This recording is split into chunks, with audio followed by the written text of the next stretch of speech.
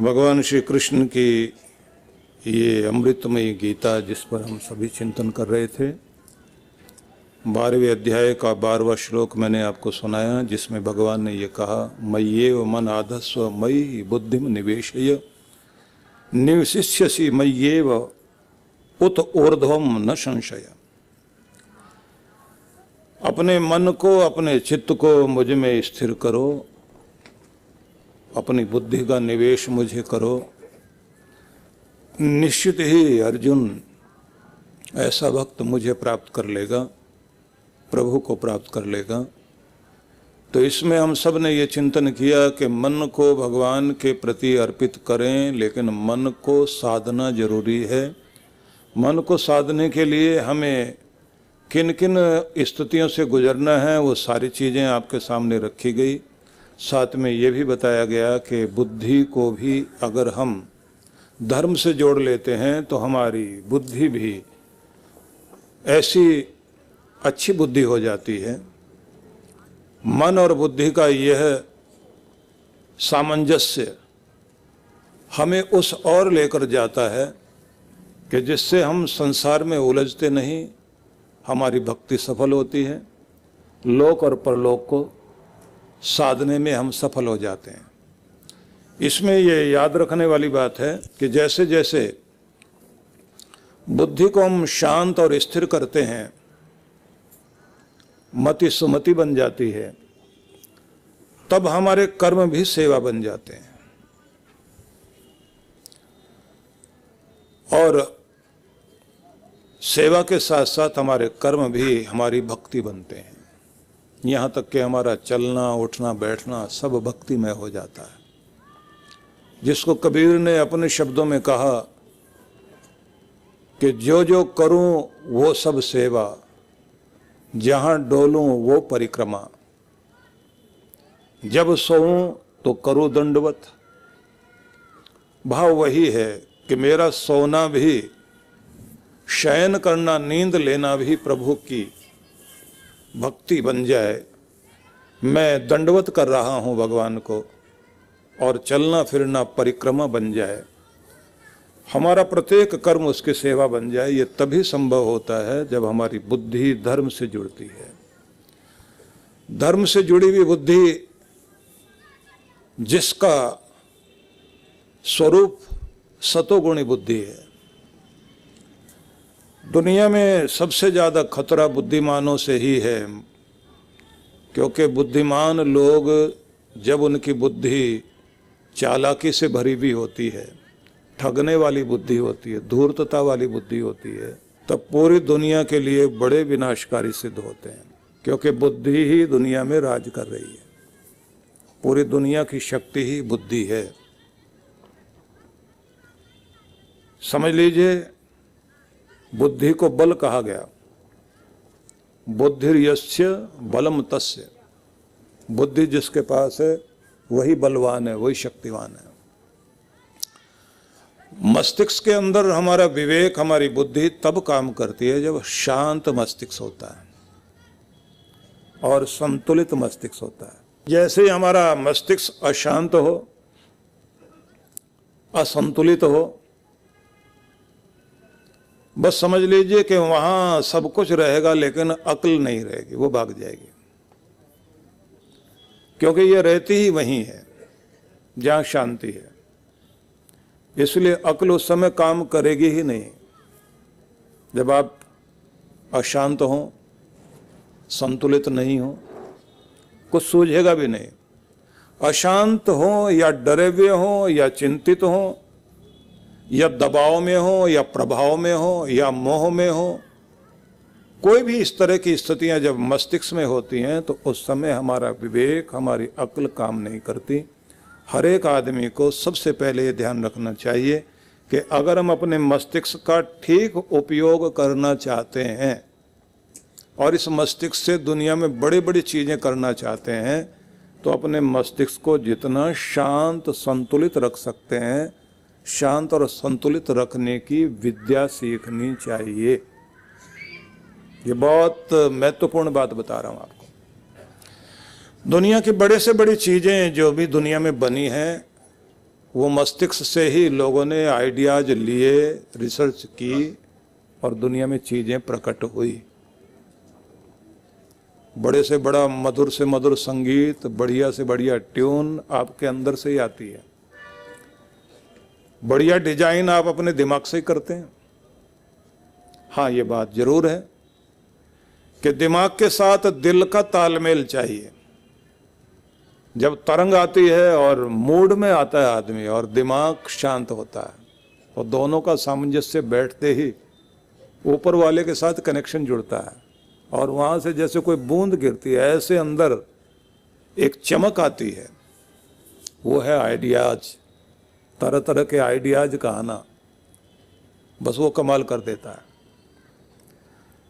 कहीं भी खड़े हो आप, अगर आपको धन कमाना है तो कुछ भी करके आप कमा लोगे। मजे की बात यह है कि कोई लोग चाय बेचकर, कोई पानी बेचकर, कोई हवा बेचकर, कोई मिट्टी बेचकर, कोई राख बेचकर इतना कमा रहा है कि सोना बेचने वाला बेचारा सारा दिन परेशान, ग्राहक ही नहीं आ रहा। और जो राख बेच रहा है उसके तो बड़े बड़े ट्रक चल रहे हैं चारों तरफ, क्योंकि वो घरों में बर्तन साफ करने के लिए ऐसा पाउडर बनाकर भेज रहा है, खरीद रहे हैं लोग। क्या आइडिया आपका काम कर जाए नहीं कहा जा सकता। इसलिए आपसे ये कहना चाहूंगा कि जब आपका मस्तिष्क बहुत शांत, संतुलित और व्यवस्थित हो, तब इसमें नए नए आइडियाज आते हैं। और ऐसा समझ लीजिए, जहां पर आप लोग तिलक लगाते हैं, इसको बोलते हैं आज्ञा चक्र। ये आज्ञा चक्र ही नहीं है, ये आपका भाग्य चक्र है। किस्मत यहां बसती है। जब ये जाग जाता है तो किस्मत जागती है। न जाने क्या क्या कर बैठते हो आप। दुनिया में बहुत तरह के तरीके लोग ढूंढते हैं। एक व्यक्ति ने अभी थोड़े दिन पहले बॉम्बे में एक एप्लीकेशन बनाई, एप्स जो बनाते हैं ना, तरह तरह की एप्स बनाते हैं। तो एक ऐप बनाई उसने जो फोन में काम करती है, और उस एप्लीकेशन में उसने सुविधा रखी कि बच्चे के बस्ते में भी एक सेंसर लगेगा और बस में भी लगेगा, और जहाँ क्लास में पढ़ता है वहाँ भी सेंसर लगेगा, और जब वो क्लास से बाहर खाना खाने के लिए कैंटीन में जाएगा तो वहाँ भी एक येलो लाइन लगाई जाए, जिससे जब बच्चा बस में चढ़े तो माँ को अपने फ़ोन में वहीं पता लग जाए कि मेरा बच्चा इस समय बस में चढ़ चुका है, और उसके फिंगरप्रिंट्स का भी निशान, क्योंकि एंटर होते समय वहाँ पर स्कैनिंग होगी। बच्चा एंटर हो गया और जब बस से निकलेगा तो भी माँ को सोचना कि मेरा बेटा ठीक से उतर गया। क्लास में एंटर हो गया, सोचना माँ के पास आ रही है। और यहीं तक नहीं, वहाँ जब सवाल पूछे गए कितने बच्चों ने हाथ खड़ा किया, अगर उसके बेटे का हाथ खड़ा हुआ है तो माँ को पता लगता है घर में बैठे बैठे कि हाँ, मेरा बच्चा सवाल का जवाब देने के लिए मतलब अच्छी पढ़ाई कर रहा है। और मज़ा ये, उन्होंने कहा कि आपके बच्चे के हाथ में जो टिफ़िन है उसमें भी एक सेंसर लगा दिया गया है कि टिफ़िन खोला है या नहीं, खाया है या नहीं। अब ये दिमाग लगाया और बॉम्बे के एक इंटरनेशनल स्कूल ने उस एप्लीकेशन को करोड़ों रुपए दे करके खरीदा, और उसके जितने स्कूल हैं देश में विदेश में, वहाँ उस एप्लीकेशन को उसने इस तरह से शुरू कर दिया कि अब घर में बैठी भी माँ को चिंता नहीं, क्योंकि घंटी बजेगी अपने आप, जैसे ही बच्चा कुछ भी कर रहा है माँ को पता लग रहा है। ऐसे एक और व्यक्ति ने बनाया कि आपकी जो ये पार्किंग है, पार्किंग में भी कितनी गाड़ियां निकली, कितनी बाहर आई, और उसका पैसा दिया गया नहीं दिया गया, किसी भी तरह का कोई हेर फेर ना हो सके और कोई चोरी ना कर सके, 20 आदमी लगाने की जरूरत नहीं है। तो मैं ये सारा चर्चा ना करके सिर्फ एक बात बताना चाहता हूं आपको। पूरी दुनिया में खोजें हो रही, कोई आदमी अपने मूड में बैठता है, अपनी फील्ड में काम करता हुआ, अब काम करते करते जैसे दिल दिमाग दोनों का तालमेल होगा और मन एकाग्र होगा और कहीं एकांत में बैठा होगा, नया आइडिया आएगा। देता कौन है? किसी किताब से नहीं मिलता। किताब से सिर्फ हम लोग अपने आप को ट्यून करते हैं, एक विधि सीखते हैं। लेकिन जब हमको सही ढंग से संपर्क करना आ जाता भगवान से मतलब यूनिवर्स से जब हम इस पूरे ब्रह्मांड से जुड़ते हैं, तो इस ब्रह्मांड का जो मालिक है वो आपके मस्तिष्क में बिजली जैसे कौंधती है, ऐसे आपके दिमाग के अंदर नए नए आइडियाज देता है। और उस एक छोटे से आइडिया से कितने अमीर हो जाओ, कितने प्रसिद्ध हो जाओ, क्या कुछ कर बैठो। ये अद्भुत चीजें हैं जो आपकी जिंदगी से जुड़ती हैं। आती कहां से? दिमाग से आती है। करता कौन है? परमात्मा। किस माध्यम से करता है? आपकी बुद्धि के जरिए करता है। बुद्धि तब कम काम करेगी जब ये शांत होगी। बस यही टेक्निक सीखनी चाहिए। हमारे देश के गुरु लोग ये सिखाते रहे हैं। गुरु की शरण में बैठकर जब व्यक्ति थोड़ा सा ध्यान सीखता है, थोड़ी जप विधि सीखता है, थोड़ा भक्ति विधि सीखता है, मन लगाने की विधि सीखता है, तो उसका संबंध सिर्फ इतना ही नहीं है कि इसने जो है मरने जीने के लिए भगवान से आशीर्वाद मांगना है कि जब मैं मरूं तेरे घाट पर आऊं तो तू मुझे पार कर देना, इतना नहीं।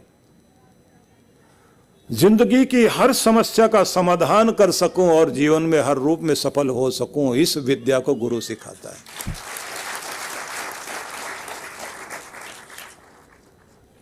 इसलिए उपदेश थ्योरी है और प्रैक्टिकल अगर हम देखें तो ध्यान में चलता है। इसलिए हमने एक व्यवस्था रखी है कि अगर सत्संग चले तो 1-2 दिन के लिए वो कार्यशाला, वो वर्कशॉप हम लोग रखते हैं कि थोड़ा ही सही, पूरा नहीं, 7 चरण पूरे ना हो सके तो कम से कम 2 दिन सुबह सुबह बैठकर भक्त लोग एक चरण पूरा कर लें। कम से कम उन्हें बैठने की आदत पड़ जाए, नाम जपने की आदत पड़ जाए, कनेक्शन जोड़ने की आदत पड़ जाए, प्यारे का आशीर्वाद पाने की आदत पड़ जाए। ये व्यवस्था हम लोगों ने की। लेकिन यहां इतनी बारीकी में न जाकर आपको गीता के उस संदेश की तरफ लेकर चलता हूं जहां भगवान ये कहते हैं कि अपने मन को और बुद्धि को मेरे से जोड़ो तो तुम उसको पालोगे, जिस अमृत को, जिस परम सत्य को तुम खोजना चाहते हो, सत्य को उपलब्ध होगे। आगे फिर कहते हैं अत चित्तम समाधातुम न शक्नोषि मयि स्थिरम अभ्यास योगेन ततो माम इच्छ आप्तुम धनंजय। अर्जुन, अगर तुम अपने चित्त को, मन को स्थिर नहीं कर सकते, समस्या आती है, मन चंचल है और वो स्थिर नहीं होता, लगता नहीं, टिकता नहीं, तो फिर एक काम करना, अपने लक्ष्य को तो छोड़ना नहीं। अभ्यास योगेन ततो माम इच्छ आप्तुम। मुझे पाने के लिए, प्रभु को पाने के लिए अभ्यास योग का सहारा लेना। अभ्यास योग मतलब अब जिधर जाना चाहते हैं उस इरादे को तो बनाए रखो, लेकिन अभ्यास में उतर आओ। ये बात बड़े कमाल की बताई उन्होंने। भगवान ये समझाना चाहते हैं हर चीज कठिन लगती है जब तक आप उसके लिए डरते हैं और उसका अभ्यास नहीं करते। जैसे जैसे आप अभ्यास करते हैं तो जो कठिन लगती थी चीज वही आपके लिए आसान लगने लग जाती है, और एक दिन फिर वो आसान नहीं बल्कि जिंदगी को आसान बनाने लग जाती है। इसलिए अपने अभ्यास के द्वारा मुश्किल को आसान करिए, और मुश्किल को ही आसान नहीं, जिंदगी को आसान बनाओ। यहां ये याद रखने योग्य बात है, हर बुरी आदत जिंदगी में बिना सीखे, बिना तैयारी के आसानी से आ जाती है। हर बुरी आदत आसानी से जिंदगी में आएगी और जिंदगी को मुश्किल में डाल के चली जाएगी। चली जाएगी मतलब अंदर बैठ जाएगी। लेकिन अच्छी आदत बड़ी मुश्किल से आएगी, बहुत मुश्किल से आप उसे अपने जीवन में धारण कर पाओगे।